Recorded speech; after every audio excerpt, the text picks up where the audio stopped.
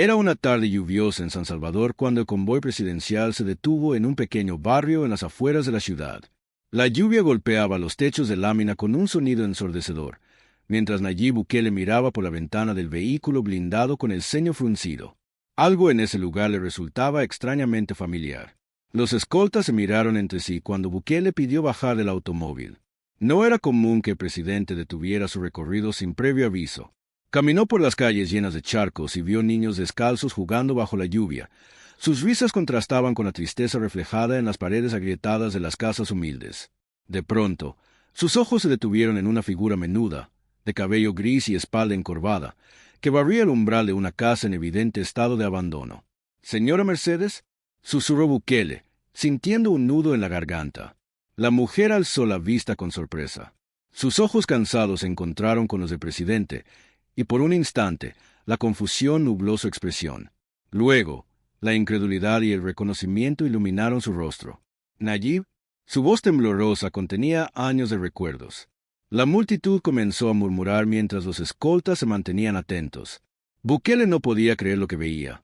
Su maestra de la infancia, la mujer que le enseñó a leer y escribir, estaba allí, viviendo la pobreza extrema. «No puede ser. ¿Qué hace usted aquí?», preguntó él, con la voz quebrada por la emoción. La señora Mercedes bajó la mirada, avergonzada. «Las cosas no salieron como esperaba. Perdí mi casa hace años, los ahorros se fueron en medicamentos, y aquí estoy, sobreviviendo como puedo». Bukele sintió una punzada de indignación y tristeza. La mujer que le había inculcado valores, la que siempre creyó en su potencial, ahora vivía olvidada por la sociedad. Pero algo en su interior se encendió. No podía permitir que esto quedara así. Lo que hizo después dejó a todos boquiabiertos. La multitud se arremolinó alrededor de la escena con expresiones de asombro e incredulidad. El presidente Nayib Bukele, el hombre más poderoso del país, estaba abrazando a una anciana en plena calle, y no era cualquier anciana. ¿Era su maestra de la infancia? Los murmullos se intensificaron. Los vecinos se empujaban suavemente unos a otros, tratando de comprender lo que ocurría. Algunos sacaron sus teléfonos para grabar el momento, mientras otros simplemente observaban con los ojos abiertos de par en par. «No puede ser. ¿De verdad la conoce?», preguntó una mujer, con la voz entrecortada. «No solo la conozco», respondió Bukele, sin apartar la mirada de la señora Mercedes. «Ella fue una de las personas más importantes en mi vida». La maestra, aún con la escoba entre las manos, temblaba visiblemente. No era por el frío de la tarde lluviosa, sino por la mezcla de emociones que la abrumaban. Nunca habría imaginado que aquel niño travieso que le hacía preguntas curiosas en clase, aquel que siempre llevaba un brillo especial en los ojos, terminaría siendo presidente de El Salvador. «No puede ser, Nayib», susurró ella, con los ojos empañados. «¿Cómo es posible que estés aquí, frente a mí, después de tantos años?». El presidente tomó sus manos con gentileza. Eran manos arrugadas, con la piel reseca y marcada por los años de trabajo y sacrificio. Manos que alguna vez corrigieron sus cuadernos con tinta roja y le señalaron en la pizarra cómo mejorar su escritura. «Debería ser yo quien pregunte eso, maestra», dijo con la voz entrecortada. «¿Por qué está viviendo así? ¿Por qué nadie hizo nada?». Mercedes bajó la mirada, como si le pesara contar su historia. «Perdí mi casa hace algunos años. Las cosas se complicaron.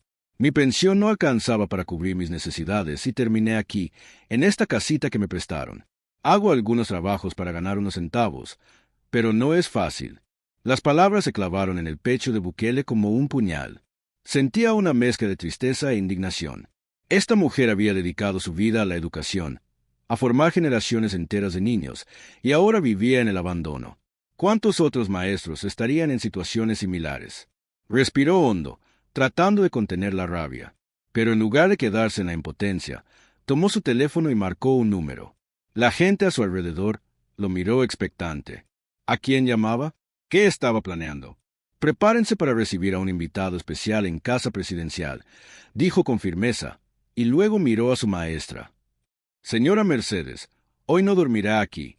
Hoy regresa conmigo». Las exclamaciones de sorpresa llenaron la calle. Unas mujeres lloraban de emoción, los niños miraban a la anciana con admiración y los hombres murmuraban entre ellos. Pero Bukele no había terminado. Se giró hacia las cámaras de los celulares que lo grababan y lanzó un mensaje que dejaría a todo el país en shock. Esto no puede seguir pasando. No permitiré que los maestros que formaron a este país terminen en el olvido. Prepárense, porque mañana tomaré medidas que cambiarán esta realidad para siempre. Un silencio sepulcral se apoderó del lugar. La gente comprendió que lo que acababa de suceder era solo el comienzo de algo mucho más grande. Pero nadie imaginaba lo que Bukele haría después. Esa misma noche, la noticia se había vuelto viral. Las imágenes de Bukele abrazando a su maestra de la infancia, la expresión conmovida de la anciana y el rostro decidido del presidente inundaron las redes sociales. Medios nacionales e internacionales comenzaron a replicar la historia con titulares como «Bukele encuentra a su maestra viviendo en pobreza y toma una decisión histórica» o «El gesto inesperado del presidente salvadoreño que conmovió al mundo». Pero mientras el país debatía lo sucedido, en casa presidencial se preparaba algo aún más impactante. La señora Mercedes fue recibida con honores. Personal de gobierno se encargó de acomodarla en una habitación cálida, con todas las comodidades que jamás habría imaginado. Se le ofreció un baño caliente, ropa nueva y una cena digna de una invitada de honor. Pero lo que realmente la desbordó de emoción fue cuando, después de todo, se encontró sentada frente a Nayib Bukele en un comedor privado, con una mesa servida solo para ellos dos. «No sé qué decir, Nayib, esto es demasiado para mí», susurró ella, con la voz temblorosa. «No, maestra», respondió él, con una sonrisa. «Esto es lo mínimo que se merece». Ella lo observó con el corazón encogido. El niño que alguna vez fue su alumno, a que regañó por hablar demasiado en clase, ahora estaba sentado frente a ella, convertido en el líder del país. Pero aunque su vestimenta y su posición habían cambiado, seguía reconociendo en sus ojos esa chispa de nobleza y determinación. «No puedo aceptar esto solo para mí», dijo Mercedes, tras un silencio. «Hay muchos maestros como yo que han sido olvidados». Bukele apoyó las manos sobre la mesa y asintió con seriedad. «Lo sé, y eso es lo que vamos a cambiar». La anciana no entendió del todo lo que quería decir, pero pronto lo descubriría. A la mañana siguiente, Bukele convocó a una conferencia de prensa de emergencia. El salón estaba abarrotado de periodistas y cámaras. Se sentía una tensión en el aire. Nadie sabía qué anunciaría, pero todos estaban ansiosos por escucharlo. Cuando el presidente subió al podio, con la imagen de la señora Mercedes en la pantalla detrás de él, la sala se sumió en un profundo silencio. «Ayer me reencontré con alguien que marcó mi vida para siempre», comenzó. «Una maestra, una mujer que dedicó su vida a educar a niños como yo y a construir un mejor futuro para este país. Pero lo que encontré me rompió el alma». Tomó una pausa, dejando que sus palabras calaran en la audiencia. «No voy a permitir que nuestros maestros vivan en la pobreza y el olvido. Por eso, a partir de hoy, implementaremos una reforma histórica para dignificar su labor». Un murmullo recorrió la sala. ¿Una reforma? ¿Qué significaba eso exactamente? «Todos los maestros retirados recibirán una pensión justa, acorde con los años de servicio que han dado a nuestra nación», continuó. «Además, el gobierno se encargará de garantizar que ningún educador que haya dedicado su vida a la enseñanza termine en el abandono». Las cámaras enfocaban los rostros de los periodistas, que no daban crédito a lo que escuchaban. Las redes sociales explotaron, pero Bukele no había terminado. «Y para asegurarme de que esto se cumpla, el primer paso será darle un hogar digno a la señora Mercedes». De repente, en la pantalla detrás de él apareció un video en vivo. Mostraba a un grupo de trabajadores colocando los últimos detalles en una casa completamente amueblada, rodeada de jardines y con todas las comodidades. Una casa que, a partir de ese momento, sería el nuevo hogar de la mujer que había marcado su infancia. Las reacciones no se hicieron esperar. Algunos periodistas quedaron boquiabiertos, otros no pudieron evitar sonreír con admiración. Pero lo más impactante fue la reacción de la señora Mercedes, que estaba sentada entre la audiencia sin saber lo que estaba a punto de suceder. Cuando vio su nuevo hogar en la pantalla, se llevó las manos al rostro y rompió en llanto. Pero esto era solo el inicio. Bukele tenía algo más bajo la manga que dejaría a todos sin palabras. La emoción en la sala de prensa era palpable.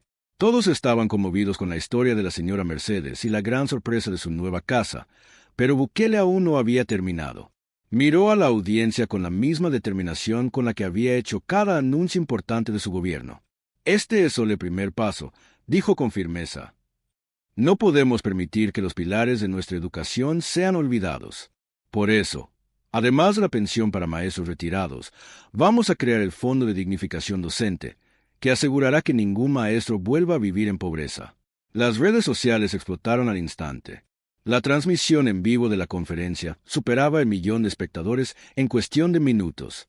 Los comentarios eran una mezcla de incredulidad y admiración. Esto es histórico. Nunca un presidente había hecho algo así. Mi abuela fue maestra y falleció sin ayuda del Estado. Esto me llena de esperanza. Bukele lo vuelve a hacer. Este hombre sí tiene palabra. Pero la verdadera sorpresa vino cuando Bukele levantó la mirada y habló directamente a la señora Mercedes. Maestra, usted me enseñó a no conformarme, a soñar en grande. Y hoy quiero que sea parte de este cambio. La anciana, aún con los ojos llenos de lágrimas, lo miró con desconcierto. ¿Qué quiere decir, hijo? Preguntó con la voz quebrada. Quiero que me ayude a construir el programa educativo más ambicioso en la historia de El Salvador. Usted conoce mejor que nadie las necesidades de los maestros y de los estudiantes. Juntos podemos cambiar el destino de este país. El silencio se apoderó de la sala. Nadie lo había visto venir. ¿El presidente invitando a una maestra retirada a ser parte de una reforma educativa? Era algo sin precedentes. La señora Mercedes tardó varios segundos en reaccionar. Se secó las lágrimas con las manos temblorosas y, finalmente, asintió con la cabeza. Si puedo ayudar a que ningún maestro pase por lo que yo pasé, claro que sí. La ovación fue instantánea. Periodistas, asesores y hasta miembros del gabinete rompieron en aplausos. El momento fue histórico. No solo porque un presidente había dado un giro radical a la educación del país, sino porque lo hacía con humildad, reconociendo el valor de quienes lo formaron. Pero mientras en la conferencia de prensa se celebraba la noticia, en la sombra había quienes no estaban contentos con lo que acababa de anunciarse. Algunos sectores políticos y grupos de poder veían este movimiento como una amenaza. Lo que Bukele acababa de prometer era demasiado grande, demasiado ambicioso, y no todos querían que tuviera éxito. Esa misma noche comenzaron a circular rumores. Analistas en televisión debatían sobre si era realmente posible financiar el plan. Algunos opositores lo acusaban de populismo. Otros insinuaban que no pasaría del discurso. Pero Bukele ya había tomado una decisión. Y cuando Nayib Bukele tomaba una decisión, no había marcha atrás. Lo que nadie esperaba era que, en menos de 24 horas, alguien intentaría frenar todo lo que había empezado. Mientras el país entero hablaba de la promesa de Bukele y el futuro de los maestros retirados, en ciertos círculos de poder la noticia no fue bien recibida. Detrás de cámaras, en oficinas llenas de humo y conversaciones en susurros, algunos veían la propuesta como un golpe a su influencia. Había demasiado dinero en juego, demasiados intereses creados alrededor del sistema educativo y sus presupuestos. Esa misma noche, Bukele recibió una llamada anónima. El número no estaba registrado en ningún contacto oficial, pero el tono del mensaje fue claro. Señor presidente, hay decisiones que es mejor no tomar. No todos ven con buenos ojos lo que está haciendo. Bukele, lejos de amedrentarse, sonrió con ironía. No era la primera vez que recibía amenazas, y sabía que no sería la última. Pues entonces que lo vean con los ojos que quieran, respondió con firmeza antes de colgar. Pero las advertencias no se quedaron en palabras. A la mañana siguiente, en una de las principales portadas de los periódicos opositores, aparecía un titular alarmante. Bukele planeó una reforma educativa sin respaldo financiero, un proyecto condenado al fracaso. El artículo, firmado por un conocido periodista ligado a grupos de poder, desmenuzaba la propuesta con críticas feroces. Decían que no era viable, que el país no tenía los recursos, que todo era una estrategia populista. Pero lo más preocupante vino después. Comenzaron a investigar a la maestra Mercedes. De repente, medios opositores empezaron a sacar detalles sobre su vida, algunos ciertos, otros manipulados. Decían que había recibido favores por parte del gobierno, que su caso no era tan dramático como lo pintaban. Incluso inventaron que en su juventud había tenido vínculos con grupos de izquierda para desacreditarla. La señora Mercedes, quien apenas comenzaba a asimilar su nueva realidad, se vio envuelta en una tormenta mediática. En cuestión de horas, su teléfono no paraba de sonar. Reporteros la seguían hasta la puerta de su nueva casa, pidiéndole declaraciones. ¿Es cierto que esto es solo un show político? ¿Cómo se siente al ser usada como propaganda? ¿Tiene algo que decir sobre su pasado revolucionario? La anciana, con los ojos llenos de confusión y miedo, no entendía por qué la estaban atacando. Yo solo quería enseñar, susurró en una entrevista, con la voz quebrada. Cuando Bukele vio lo que estaban haciendo con su maestra, supo que esto no era un simple ataque político. Era una declaración de guerra. Esa noche, en cadena nacional, Bukele apareció con su característica actitud desafiante. Miró directo a la cámara y con voz firme dijo: «A quienes creen que pueden intimidarnos con calumnias y ataques mediáticos, les tengo un mensaje. No nos vamos a detener. Y al pueblo salvadoreño le digo esto: la dignidad de nuestros maestros no se negocia». El mensaje fue claro, pero las fuerzas en su contra no se detendrían tan fácilmente. Alguien, en algún lugar, estaba planeando el siguiente golpe. Y esta vez, sería mucho más que simples palabras.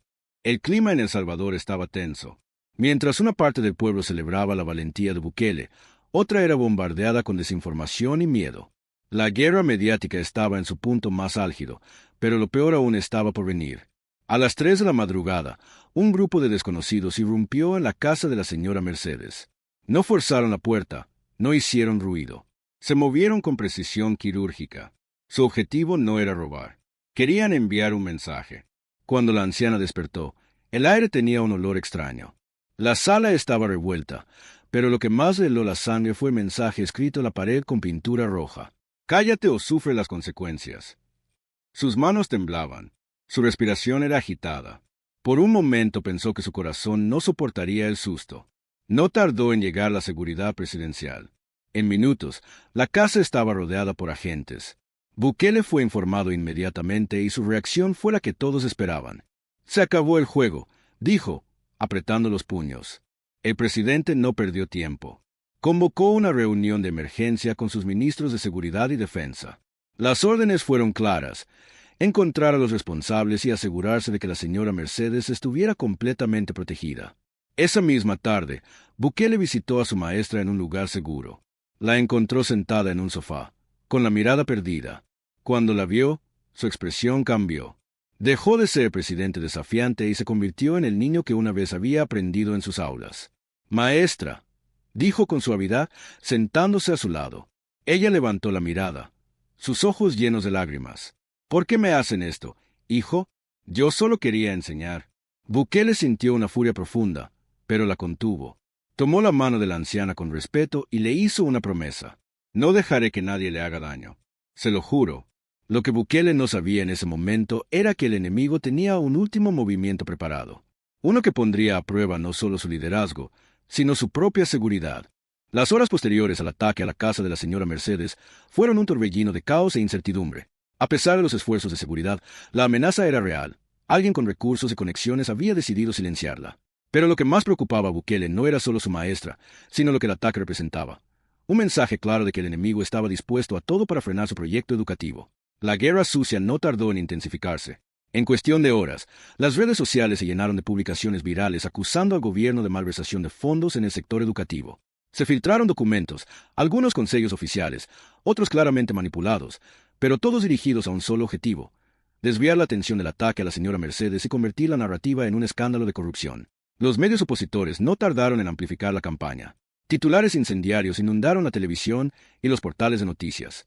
Torretas de policía, escándalo en el Ministerio de Educación. Bukele en la mira por fondos desviados, torretas de policía. Periódico Nueva Evidencia sugiere irregularidades en el plan de reforma educativa. Periódico Bocina, testigos afirman que el dinero nunca llegó a los maestros. Bocina. Algunos periodistas, sin pruebas reales, comenzaron a sugerir que la señora Mercedes era parte de una cortina de humo. Otros afirmaban que el ataque a su casa había sido autoinfligido para generar simpatía. Bukele, sin embargo, no se inmutó. Sabía que esto era parte del juego. Pero lo que los responsables de la campaña no esperaban era su siguiente movimiento: la respuesta de Bukele. La tarde siguiente, sin previo aviso, el presidente convocó a una cadena nacional. Millones de salvadoreños detuvieron sus actividades para verlo en vivo. Apareció en pantalla con su ya característico tono directo, sin teleprompter ni papeles en la mano. «Quiero que vean esto con sus propios ojos», dijo con firmeza. En la pantalla apareció una serie de documentos, esta vez certificados por la Fiscalía General de la República. Bukele mostró cómo, durante décadas, los gobiernos anteriores habían destinado millones de dólares a supuestos programas educativos que jamás beneficiaron a los maestros ni a los estudiantes. Se vieron transferencias bancarias a cuentas en el extranjero, pagos a empresas fantasma y contratos millonarios con proveedores inexistentes. Pero el golpe final llegó cuando mostró una imagen que nadie esperaba: capturas de pantalla y audios filtrados donde reconocidos políticos y empresarios discutían la estrategia para desacreditar el plan de Bukele. Se escuchaban frases como: Altavoz con 3 ondas sonoras. Si la gente se enfoca en la corrupción, olvidarán a la maestra. Altavoz con 3 ondas sonoras. Inventemos auditorías. Lancemos datos falsos. Todo lo que sea necesario. Altavoz con 3 ondas sonoras. Ese programa educativo nos arruina el negocio. No podemos permitirlo. Las redes sociales explotaron. La oposición quedó en shock. Por primera vez en años, la manipulación mediática había sido expuesta en tiempo real. Bukele los miró directamente a la cámara y concluyó con una frase que se volvería histórica. Sé que a algunos les incomoda lo que estamos haciendo, pero este país ya cambió. Y a quienes han vivido del sufrimiento de los más necesitados, les digo esto, su tiempo se acabó. El impacto en el pueblo. El efecto fue inmediato y masivo. Las calles se llenaron de manifestaciones en apoyo a Bukele y su programa educativo. Los maestros, por primera vez en años, salieron a protestar, pero esta vez no para exigir mejores condiciones, sino para agradecer el esfuerzo del presidente. La gente llevaba pancartas con mensajes como «Bocina justicia para Mercedes y todos los maestros». «Bocina no más corrupción en la educación». «Bocina Bukele no está solo». Las redes sociales se inundaron con el hashtag #justicia para Mercedes, convirtiéndose en tendencia global. Pero, entre toda la revolución, en un lugar seguro y alejado de bullicio, la señora Mercedes vio la transmisión y, por primera vez en mucho tiempo, sonrió. Había dedicado su vida a la enseñanza con la esperanza de que sus alumnos cambiaran el mundo, y ahora veía como uno de ellos lo estaba haciendo. Era una noche lluviosa en San Salvador. La ciudad, bañada por el reflejo de los faros de los autos, sobre el asfalto mojado, se movía con su ritmo incesante. En medio del bullicio, una figura solitaria empujaba una carreta de limpieza, sorteando los charcos y la indiferencia de los transeúntes. Era Rosa, una barrendera que, a pesar de su uniforme desgastado y el cansancio reflejado en su rostro, mantenía la dignidad de quien sabe que su trabajo es esencial. Sin embargo, lo que nadie sabía era que Rosa no solo limpiaba las calles de día, sino que también dormía en ellas. Desde hacía meses, había perdido su hogar tras una serie de infortunios. Primero, el hospital en el que trabajaba su esposo cerró, dejándolo sin empleo. Luego, una enfermedad lo consumió lentamente hasta que falleció, dejando a Rosa sola, con una deuda impagable y sin un techo seguro. Para muchos, era solo otra persona más en la sombra de la ciudad. Pero para Nayib Bukele, quien casualmente pasaba por la zona en ese momento, era mucho más que eso. El presidente viajaba en su camioneta oficial, después de una larga jornada de reuniones. Su equipo discutía los problemas del país, cuando de pronto él alzó la mano, señalando a la mujer de cabello encanecido que, sin paraguas ni protección alguna, continuaba con su labor bajo la lluvia. Algo en la escena lo conmovió. Sin dudarlo ordenó detener el vehículo y bajó, acompañado por sus guardaespaldas. Los transeúntes se detuvieron al ver a Bukele acercarse a una simple barrendera. La cámara de un celular empezó a grabar, captando el instante en que el presidente, con la capucha de su chaqueta cubriéndole parte del rostro, se inclinó levemente para hablar con Rosa. «Buenas noches, señora», saludó con voz tranquila. Rosa, acostumbrada a la indiferencia, tardó en reaccionar. Al levantar la mirada y reconocer quién estaba frente a ella, sus ojos se abrieron con asombro. Se secó las manos mojadas en su delantal y tartamudeó. «Buenas noches, señor presidente». A su alrededor, los curiosos comenzaron a murmurar. Bukele no solía hacer apariciones espontáneas de este tipo. ¿Por qué se había detenido precisamente ahí? Lo que nadie sabía era que lo que estaba por suceder cambiaría la vida de Rosa para siempre. El presidente no le preguntó por qué trabajaba bajo la lluvia. No le preguntó por qué su uniforme estaba gastado o porque su mirada parecía cargada de tristeza. En cambio, con una mirada comprensiva, le dijo, «¿Me permite ayudarla con su trabajo por un momento?» Rosa parpadeó varias veces, sin poder creer lo que escuchaba. ¿El presidente quería ayudarla a barrer la calle? Antes de que pudiera responder, Bukele ya había tomado la escoba y comenzó a empujar el agua acumulada hacia una alcantarilla cercana. Los guardaespaldas, confundidos, se miraron entre sí, pero no intervinieron. El video se hizo viral en cuestión de minutos. En redes sociales, la imagen de Bukele barriendo junto a Rosa se convirtió en tendencia. Pero lo que pocos sabían era que esto era solo el principio.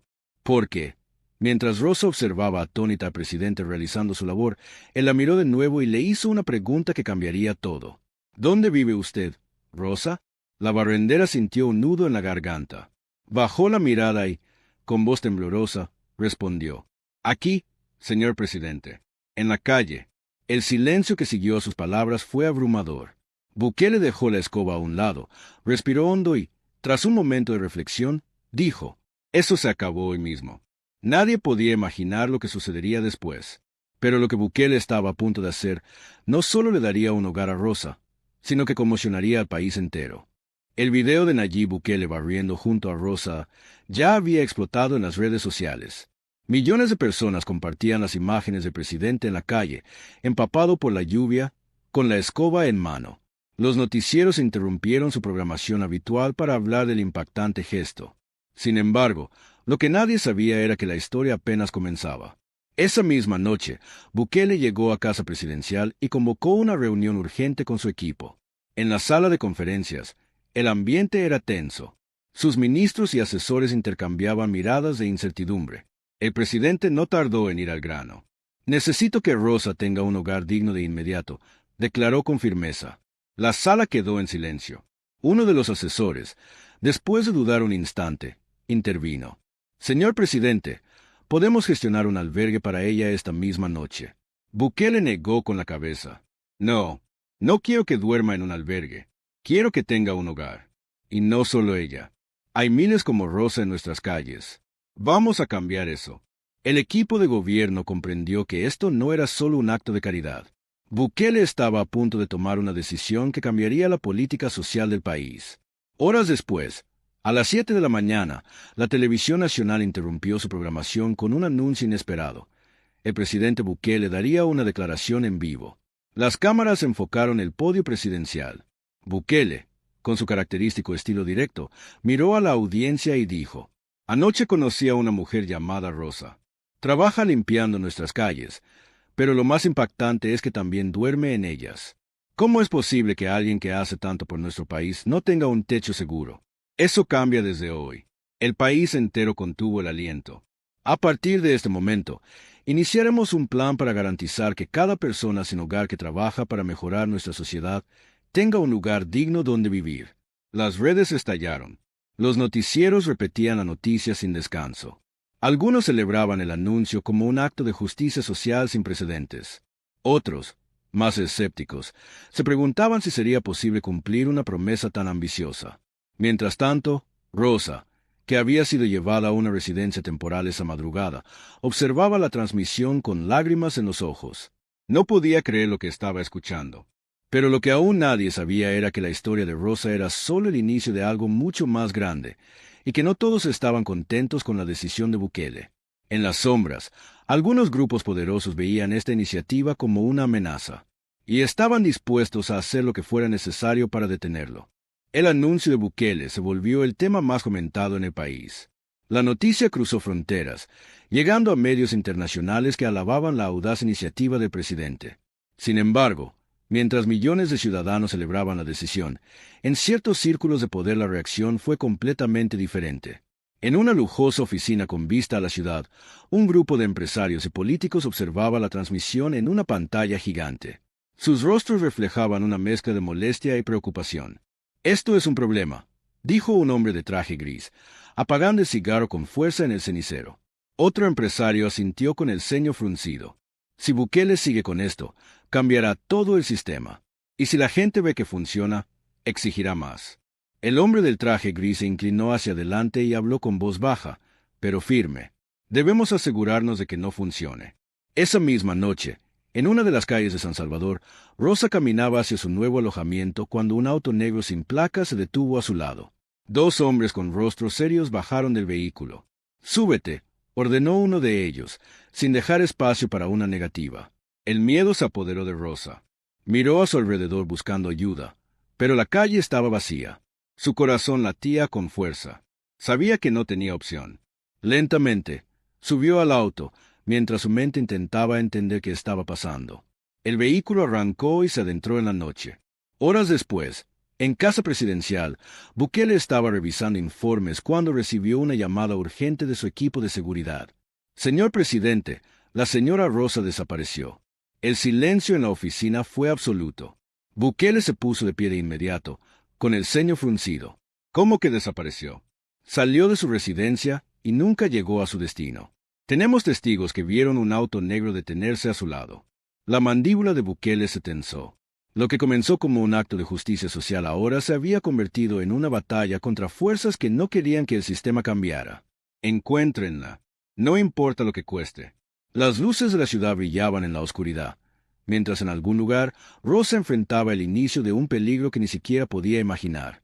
Pero lo que sus captores no sabían es que habían cometido un error fatal, porque Bukele no solo tenía el poder de gobierno a su disposición, también tenía la voluntad de un pueblo entero que no permitiría que la injusticia triunfara otra vez. Las horas pasaban y no había rastro de Rosa. La noticia de su desaparición se filtró rápidamente a los medios, generando indignación en toda la población. En redes sociales, el hashtag #¿Dónde está Rosa? Se volvió tendencia mundial en cuestión de minutos. La gente exigía respuestas, y Bukele sabía que no podía fallar. No voy a permitir que esta mujer desaparezca como si su vida no importara. Vamos a encontrarla, dijo con determinación a su equipo de inteligencia. Mientras tanto, en un almacén abandonado a las afueras de San Salvador, Rosa se encontraba sentada en una silla, con las manos atadas y los ojos vendados. Unos pasos resonaron en el suelo de concreto. «Escucha bien», dijo una voz grave. «Esto no es personal, pero el presidente se está metiendo en asuntos que no le corresponden». Rosa sintió el miedo recorrer su cuerpo, pero su espíritu seguía firme. «Si no es personal, ¿por qué me tienen aquí?», preguntó, con la voz temblorosa pero desafiante. El hombre no respondió de inmediato. Se inclinó hacia ella y susurró: «Porque queremos enviar un mensaje». Lo que no sabían los captores era que la tecnología estaba del lado de Bukele. Desde la desaparición de Rosa, el equipo de inteligencia había rastreado cada posible pista. Cámaras de seguridad, drones y un escuadrón de élite ya estaban en camino a la última ubicación detectada. Esa misma noche, en una transmisión en vivo, Bukele apareció con una expresión más seria que nunca. A los responsables de esto, escúchenme bien. No hay lugar en este país donde puedan esconderse. Encontraremos a Rosa y cuando lo hagamos, pagarán las consecuencias. La gente en sus casas sintió un escalofrío. Este no era un discurso vacío.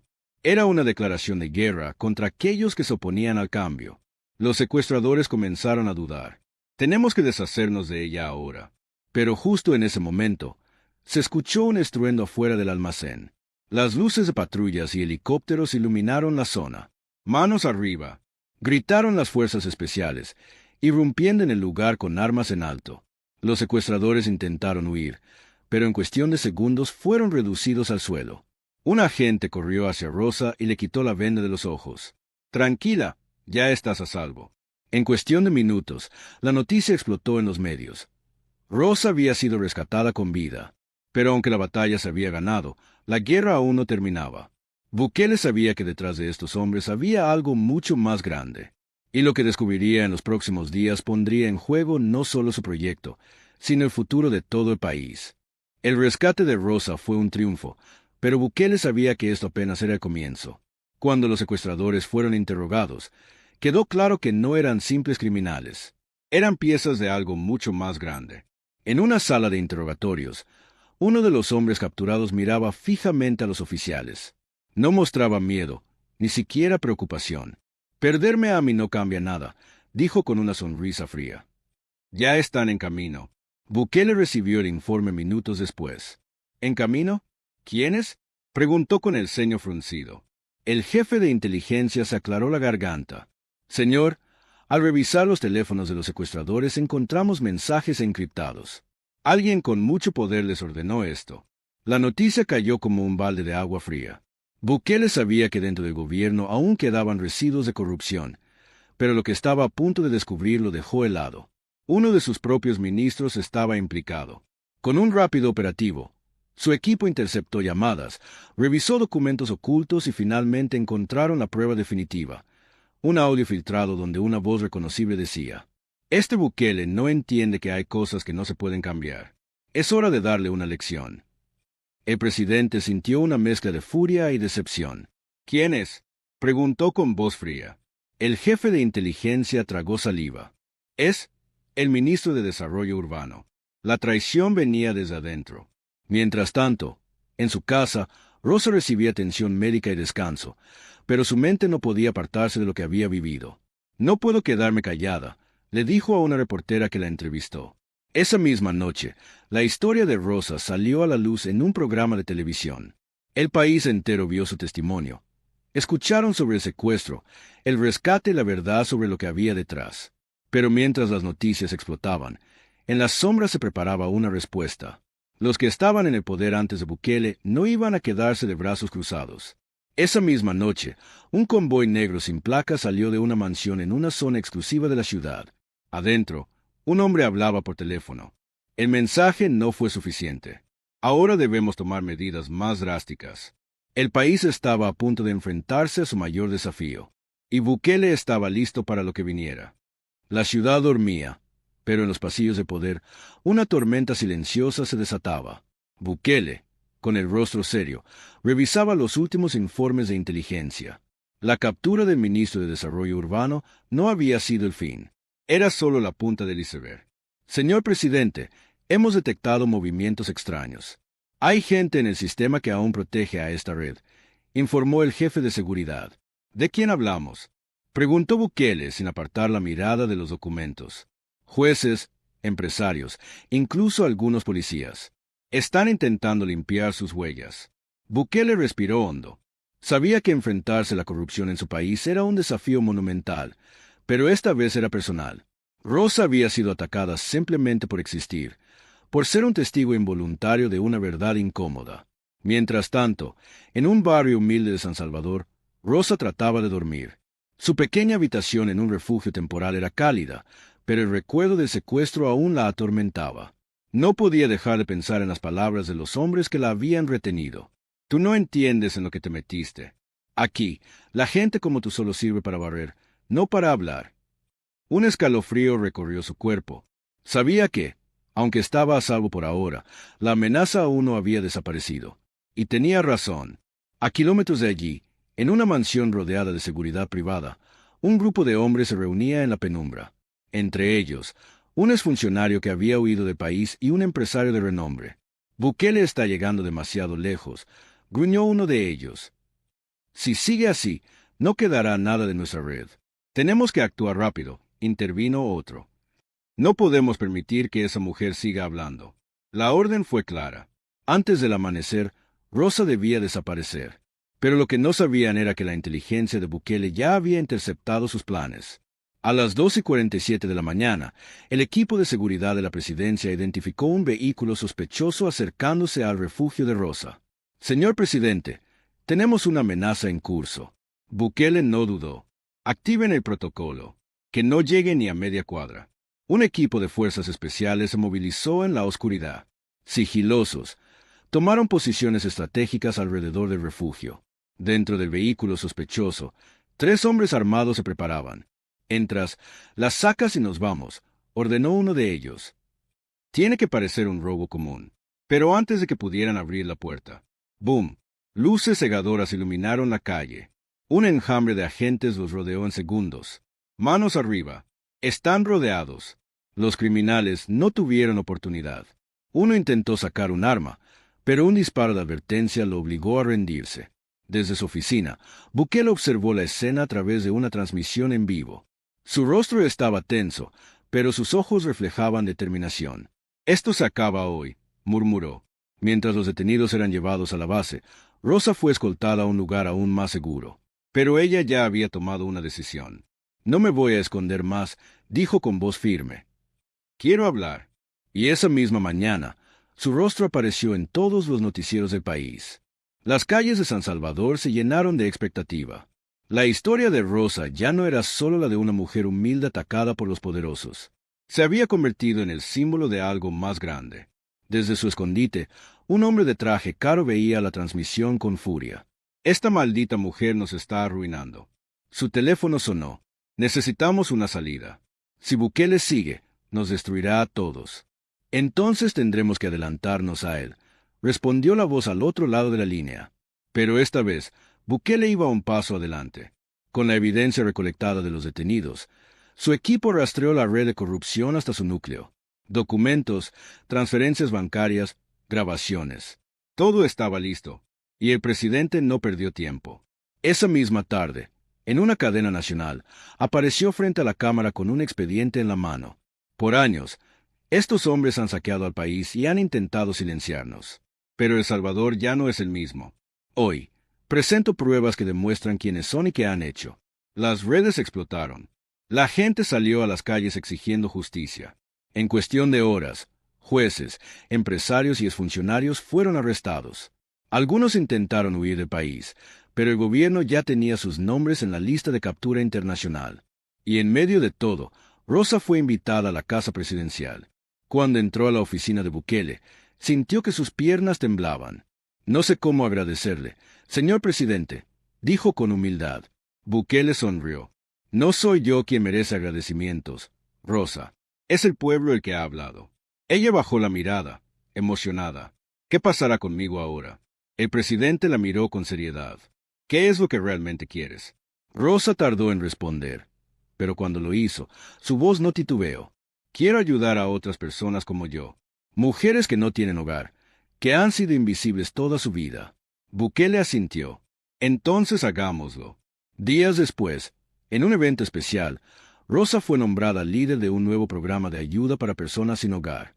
Su historia, que había comenzado con una escoba en las calles, terminó con un micrófono en sus manos, hablando ante miles de personas.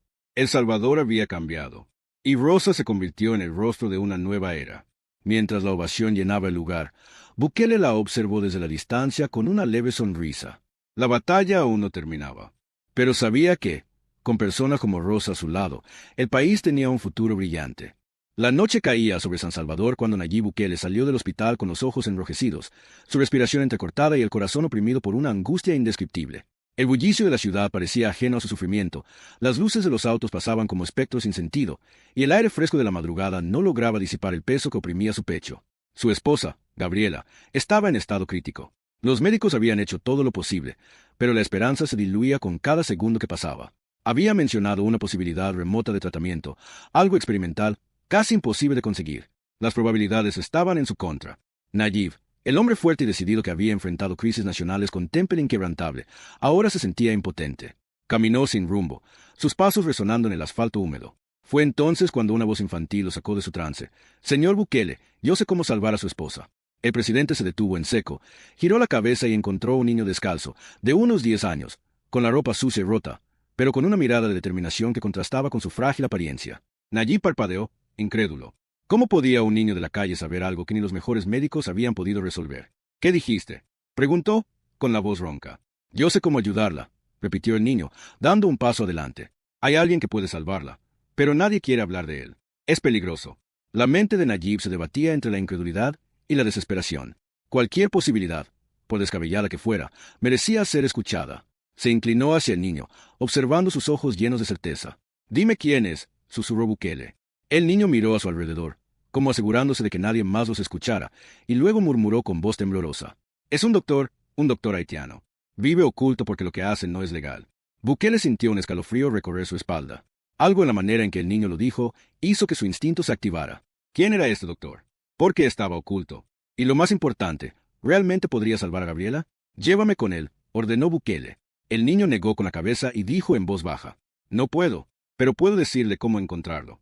Si usted realmente quiere salvarla, debe estar dispuesto a hacer cosas que nunca imaginó. Nayib tragó saliva.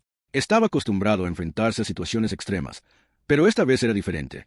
Esta vez, no se trataba de una nación, se trataba de la mujer que amaba. El niño sacó un papel arrugado de su bolsillo y se lo entregó. En él había una dirección escrita con tinta desvaída. Vaya solo, y rápido. Si alguien más lo descubre, lo perderá todo. Bukele tomó el papel y miró al niño una vez más. ¿Cómo sabes todo esto? El niño bajó la mirada y murmuró. Porque me salvó a mí. Antes de que Bukele pudiera reaccionar, el niño corrió y desapareció entre las sombras de la ciudad. Nayib miró la dirección en sus manos y supo que no tenía elección. Si existía una posibilidad, aunque fuera mínima, de salvar a Gabriela, la tomaría. Sin saber en qué se estaba metiendo, el presidente Nayib Bukele se dirigió al encuentro con un hombre que nadie se atrevía a mencionar en voz alta. Bukele sintió su corazón latir con fuerza mientras conducía a toda velocidad por las calles desiertas de San Salvador. El papel arrugado con la dirección del misterioso doctor haitiano temblaba en sus manos. Cada semáforo en rojo parecía una eternidad. Cada segundo perdido lo acercaba a la posibilidad de que Gabriela no resistiera. ¿Qué clase de tratamiento ofrecía ese hombre? ¿Cómo un niño de la calle podía saber algo que los médicos no? El GPS lo llevó hasta un callejón oscuro, donde la ciudad perdía su brillo y daba paso a un mundo olvidado por muchos. Apagó el motor y observó la escena con cautela. Unas cuantas lámparas titilaban en la distancia, iluminando figuras que se movían en las sombras. Bajó del auto con determinación y caminó hasta la puerta de un viejo edificio de concreto, con grafitis cubriendo las paredes. Llamó 2 veces, sin obtener respuesta. Cuando estaba a punto de golpear una tercera vez, la puerta se abrió apenas unos centímetros. Un par de ojos oscuros lo observaron con desconfianza. «¿Quién eres y qué buscas?», preguntó una voz ronca con un acento marcado. «Me dijeron que usted puede salvar a mi esposa», respondió Bukele, sintiendo la tensión en el aire. La puerta se cerró bruscamente. Bukele golpeó con más fuerza. «Es una emergencia. Por favor». El silencio se prolongó hasta que, finalmente, la puerta se abrió por completo. Un hombre alto, con la piel oscura y el rostro cubierto parcialmente por una bufanda, le hizo una señal para que entrara. Bukele dudó un momento, pero el peso de la desesperación lo empujó hacia adelante. Dentro, el ambiente era aún más inquietante. Frascos con líquidos desconocidos llenaban estanterías de madera, mientras extraños símbolos estaban dibujados en la pared. Había camillas improvisadas y una vieja lámpara quirúrgica iluminando un rincón de la habitación. «¿Quién le habló de mí?», preguntó el doctor, cruzándose de brazos. «Un niño. Me dijo que usted lo salvó». Los ojos del haitiano brillaron por un segundo, pero su expresión se endureció de inmediato. Si el niño lo envió, es porque está desesperado. «¿Qué tiene su esposa?». Bukele le explicó la condición de Gabriela, las palabras saliendo de su boca a toda velocidad. El doctor escuchó con atención, asintiendo lentamente. «Su esposa está al borde de la muerte. Lo que yo hago no es medicina convencional, pero ha salvado vidas». «¿Qué es exactamente lo que hace?». El haitiano se acercó a una mesa y sacó un pequeño frasco con un líquido rojizo.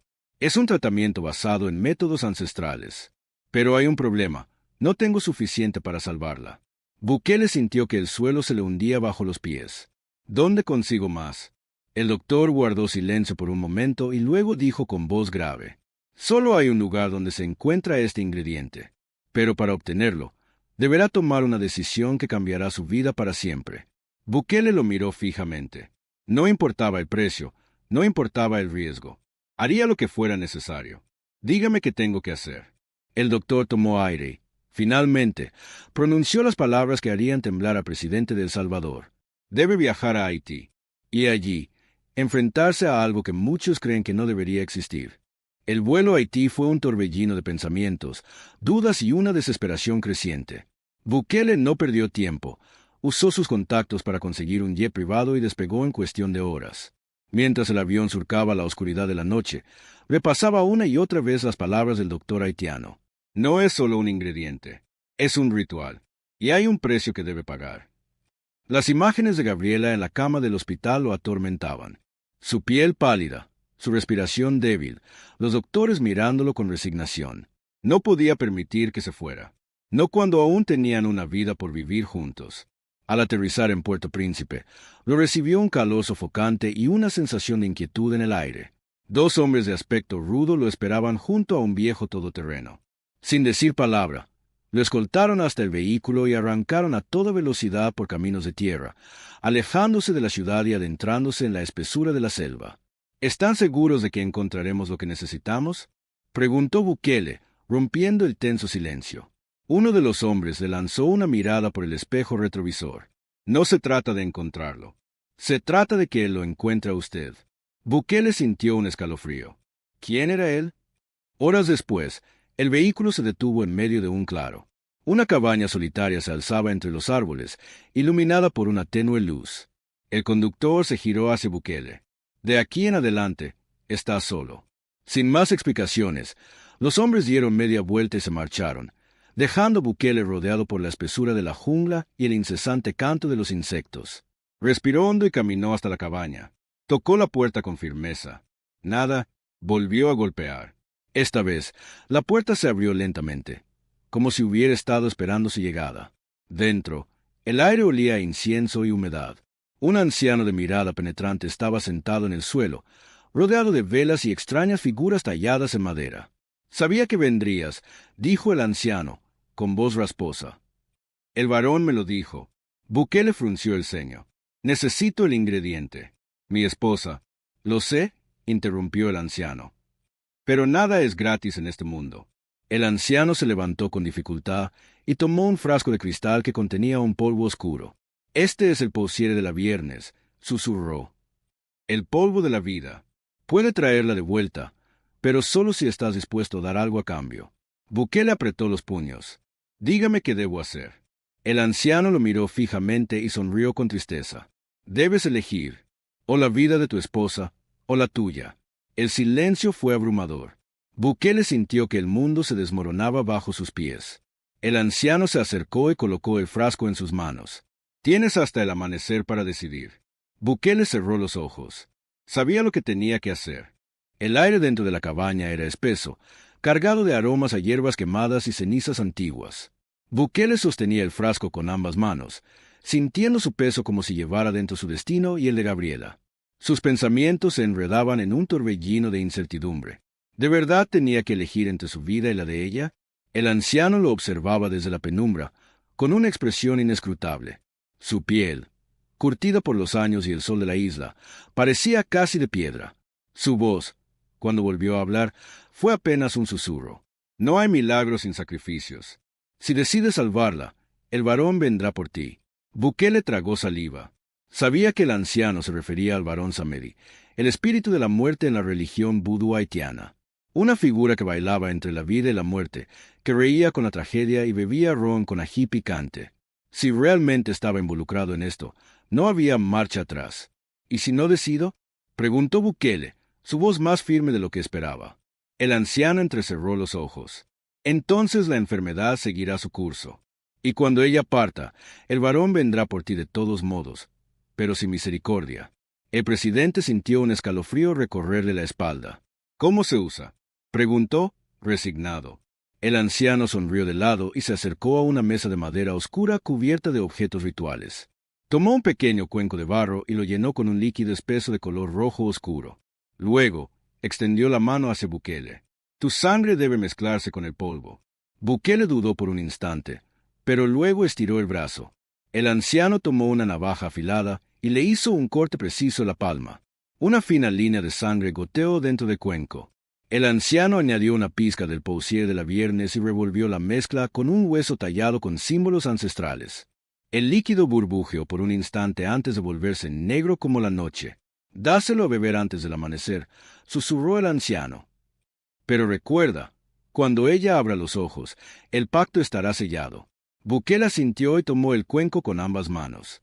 Estaba caliente al tacto, como si contuviera algo vivo. ¿Y después qué? Preguntó, con la mirada clavada en el brebaje. El anciano soltó una risa seca. Después, será el varón quien decida. El tiempo parecía haberse detenido. Bukele respiró hondo, sintiendo el aroma metálico de la sangre mezclarse con las hierbas en el aire. Sabía que no tenía más opciones. Giró sobre sus talones y salió de la cabaña, encontrándose de nuevo con la oscuridad de la selva. Pero algo era diferente. El viento susurraba su nombre. Los árboles parecían moverse, aunque no había brisa.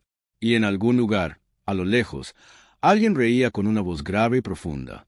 Bukele sintió que cada sombra lo observaba. Pero no se detuvo. Se adentró en la noche con el cuenco en sus manos, con un solo propósito en mente: salvar a Gabriela, sin importar el precio que tuviera que pagar. Lo que no sabía era que ya no estaba solo. Alguien, o algo, lo seguía. Bukele sintió cada latido de su corazón como un tambor de guerra retumbando en su pecho. La selva haitiana era un laberinto de sombras y sonidos inquietantes, pero su única preocupación era llegar al hospital a tiempo. Apretaba el cuenco con ambas manos, con la mezcla oscura aún caliente. La luna, oculta tras gruesas nubes, proyectaba una penumbra sobrenatural. A cada paso, la sensación de ser observado se intensificaba. No era solo la paranoia de la situación. No, algo lo seguía. El sonido de ramas quebrándose. Un murmullo lejano. Una risa baja y rasposa en el viento. Bukele giró de golpe, con los músculos tensos. Nada, solo los árboles inmóviles y la noche densa como una cortina de humo. Apretó los dientes y siguió avanzando. Cuando finalmente emergió de la espesura, el hospital se alzaba frente a como un coloso de concreto iluminado por luces frías. La diferencia entre la selva y el mundo moderno era abismal. Pero dentro de esas paredes blancas, Gabriela luchaba contra la muerte. Se cubrió la herida en la palma de la mano con un pañuelo y se dirigió con pasos firmes hacia la entrada. El guardia de la puerta, acostumbrado a su presencia, no dijo nada. Solo lo observó con una mezcla de respeto y desconcierto. Bukele atravesó los pasillos sin detenerse, esquivando enfermeras y médicos, hasta llegar a la habitación de su esposa. Gabriela yacía en la cama, más pálida que nunca. Su respiración era un hilo frágil. Un monitor emitía pitidos lentos y espaciados. Una enfermera ajustaba el suero, mientras un doctor revisaba su expediente con el ceño fruncido. Señor presidente, la fiebre sigue subiendo. No sabemos qué más hacer. Bukele sintió un nudo en el estómago. Se acercó a la cama, deslizando una silla junto a ella. Tomó la mano de Gabriela con una delicadeza infinita. Estaba fría. El tiempo se agotaba. Levantó la mirada hacia la enfermera. Déjenme a solas con ella. El doctor frunció el ceño. Señor, no creo que. Ahora, la autoridad en su voz no dejó espacio para discusión. El personal médico asintió y salió en silencio. Bukele esperó unos segundos hasta que el pasillo quedó en calma. Luego, con el corazón latiéndole en los oídos, sacó el cuenco envuelto en un paño y lo colocó sobre la mesita de noche. La mezcla aún burbujeaba. Respiró hondo y levantó la cabeza de Gabriela con cuidado. Perdóname por esto, amor. Con movimientos temblorosos, llevó el cuenco a sus labios y dejó que el líquido oscuro resbalara por su boca. Al principio, nada sucedió. El silencio era absoluto. Y entonces, el monitor comenzó a emitir una serie de pitidos irregulares. Gabriela se arqueó en la cama, su cuerpo sacudido por violentos espasmos. Sus ojos se abrieron de golpe, pero no eran los mismos. Eran completamente negros. Bukele sintió un escalofrío recorrerle la columna. Gabriela jadeó, su pecho subiendo y bajando como si hubiera emergido de las profundidades del océano tras una larga inmersión. Un temblor la recorrió de pies a cabeza, y cuando al fin dejó de sacudirse, su mirada se posó en él. «Tú hiciste esto», susurró con una voz que no era del todo suya. Bukele tragó saliva. «Gabriela», ella inclinó la cabeza, observándolo con una expresión extraña, como si lo viera por primera vez. Y entonces, una sonrisa inquietante se dibujó en sus labios. «Él viene por ti». La temperatura en la habitación pareció caer de golpe. La ventana se abrió de un golpe, y una ráfaga de viento helado apagó la luz. Y en la oscuridad, una carcajada profunda resonó. El varón había llegado. El silencio de la habitación se hizo tan espeso que parecía tragarse el aire. La luz de emergencia del pasillo titiló, proyectando sombras oscilantes sobre las paredes. Bukele sintió un escalofrío recorrerle la espalda al ver a Gabriela incorporarse lentamente en la cama, con los ojos aún negros como el vacío absoluto. «Él viene por ti», repitió ella, su voz un susurro que no pertenecía a este mundo. El presidente sintió un nudo de pánico apretarle la garganta.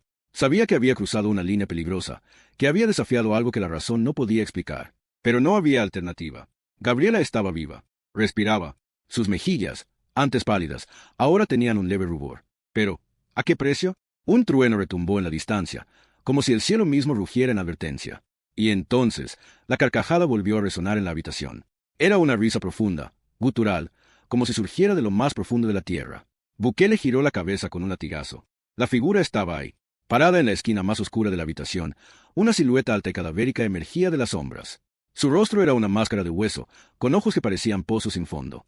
Un manto rojo oscuro cubría su cuerpo delgado, y en su mano derecha sostenía un bastón de madera negra adornado con calaveras diminutas. El varón Samedi.